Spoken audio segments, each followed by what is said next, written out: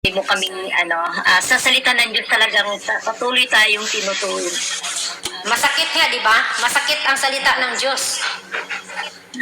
Kasi Kaya- paano tayo, wedding kasi yan, Mars, wedding yan na kung paano tayo, paano natin ma-achieve yung buhay na walang hanggan na hinhanda ng Diyos sa atin. Kaya dito pa lang tayo sa mundo, screening, grabe screening sa atin. Tayo nga mag-apply ng work eh. Di ba? Napakadaming screening, may training, ipapasa mo ba yan, magbigay ka pa ng mga application kung ano yung mga papel na isang papel na hindi mo mabigay sa ina-applyan mo ng trabaho. Tatanggapin ka kaya?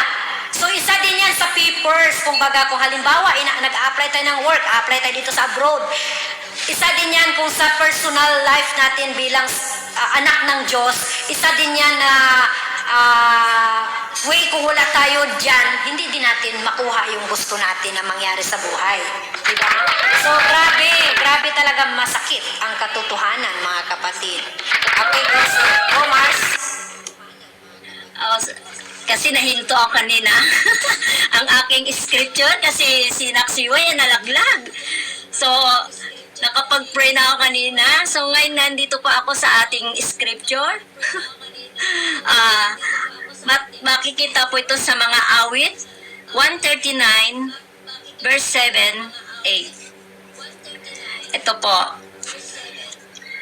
Saan ako magpupunta upang ako'y makatakas sa iyo bang espiritu ng ako'y ba'y makakaiwas? Kung langit ang puntahan ko, tiyak na naroon ka. Sa daigdig ng mga patay, humimlay man, ako'y ikaw din ay kasama. Ang aking pamagat ay ang presensya ng Panginoon. Presence of God. Not present Kasi iba kasi ang word ng present kisa sa presence. Kasi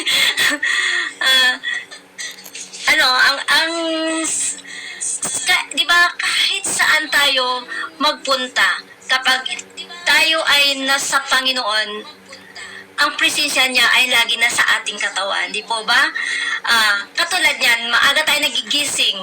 So, ang alam natin, ang presensya ng Panginoon ay laging nasa ating buhay. Di po ba?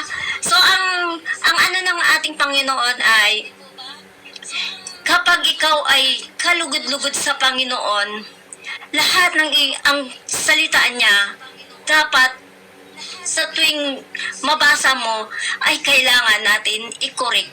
I-correct bawat salita. Kasi ako talaga, marami na siyang na-i-correct sa akin. Dahil kahit mas nasasaktan ako, tumutulo na lang ang luha ko. Kasi ang presensya ng Panginoon ay nasa atin, di po ba? Nasa atin, patuloy niya po tayong sinusubaybayan, patuloy niya tayong binabago ang ating pagkatao dahil ang presensya po niya ay laging sa ating buhay. Kung tayo man ay may concern sa ibang mahal natin sa buhay, meron tayong nakikita na hindi kalugod-lugod sa Kanya. Di ba po ba? Nasa atin ang presensya ng Panginoon, kailangan natin ituwid. Ituwid sila sa maling gawa. Di po ba? Kailangan natin ipaliwanag sa kanila kung gaano tayo kamahal ng ating Panginoong Hesukristo. Dahil sa ating kasalanan ay Kanya na tayong tinubos. Kaya nga po, kahit na paulit-ulit po tayong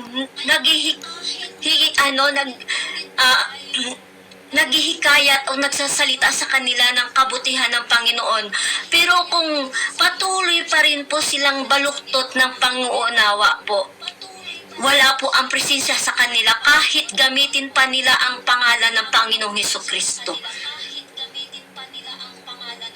Kailangan po, dapat kung ikaw ng Panginoon, ang presensya kailangan ng Panginoon ay nasa iyo. Huwag gamitin ang salita ng Diyos na patuloy kang naghahayag pero ang sa loob mo, ang puso mo at nandoon pa rin ang galit at puot na natili pa rin sa puso mo. Dapat alisin mo muna ang mga yung basura sa puso mo bago ka maghayag sa buong mundo ng banal na salita. Kaya nga po, dapat tayo ay yung nagpaparatangan sa bawat ng mga salita.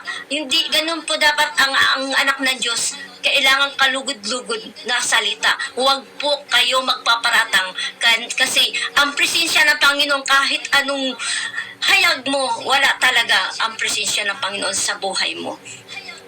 Hindi ka lugod-lugod kapag ikaw ay patuloy na hindi nagpapakurik. Walang pakpakumbaba. Walang yung pagtitimpi. Walang yung pag-ibig ay kailangan manatili sa ating kapwa. Kailangan po ang presensya ng ating Panginoon ay laging isa puso natin at lagi nating isa pamuhay ang bawat salita niya. Kasi po ako talagang naaamis din ako sa buhay ko. Talagang talagang marami siyang binago sa akin.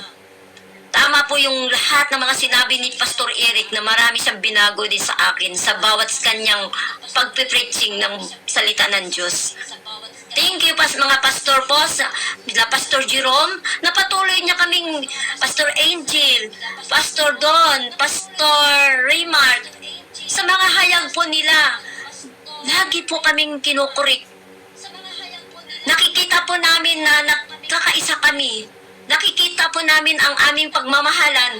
Isa po yun sa presensya ng ating Panginoon dito sa One God ay ang pagkakaisa, unity po. Unity. Ang